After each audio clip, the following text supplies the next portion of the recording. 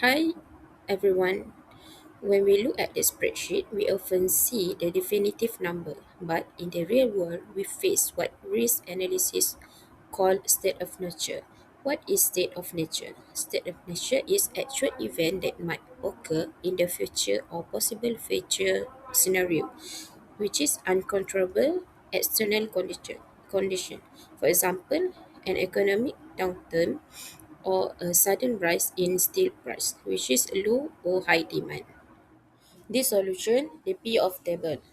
The tool we will focus on is the payoff table. It look like this. On the left, we list our decision, like invest in new plant or renovate old plant. Across the top, we list the state of nature, which is good economy versus poor economy. This table organizes our situation and present the payoff of every possible scenario. It focuses us to look at the number objectively rather than emotionally. The method expected value EV. Once we have the table, how do we choose? We will use the expected value criterion. Expected value criterion can demonstrate how to use probability weighted average to scientifically select the best alternative rather than relying on guesswork. We take the payoff of a decision and multiply it by the probability of the state of nature occurring.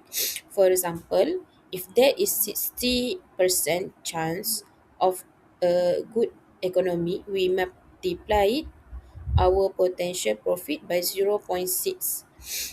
This gives us a weighted average, the expected value.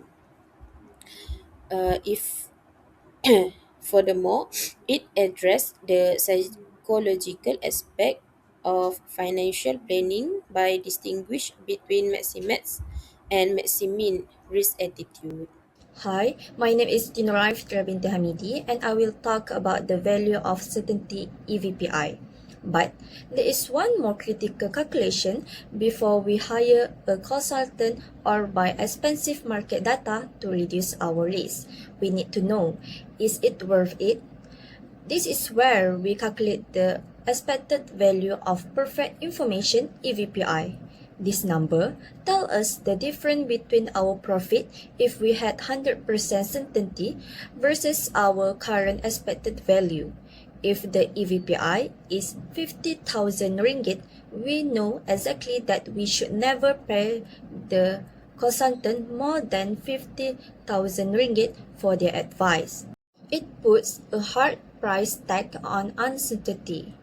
Next, numbers are not everything. Even with the best data, we still need to decide our psychological attitude as a member.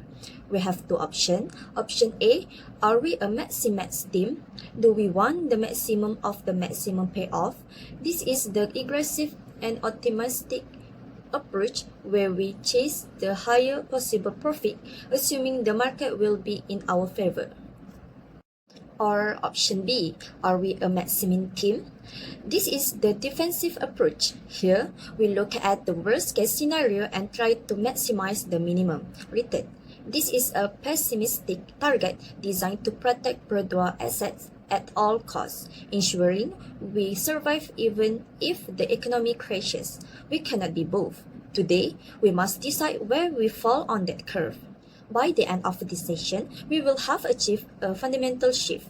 We are moving away from decision based on gut feeling and embracing a standard of scientific calculation. From now on, when we evaluate a project, we won't just look at the manufacturing price tag. We will use this new formula. Total cost equal to production cost plus the cost of risk. We will know exactly how much the risk costs us and thanks to EVPI, exactly how much it is worth to eliminate it. Now, it is time to apply this theory to our real-world data. Let's start building our first payoff table together. Thank you.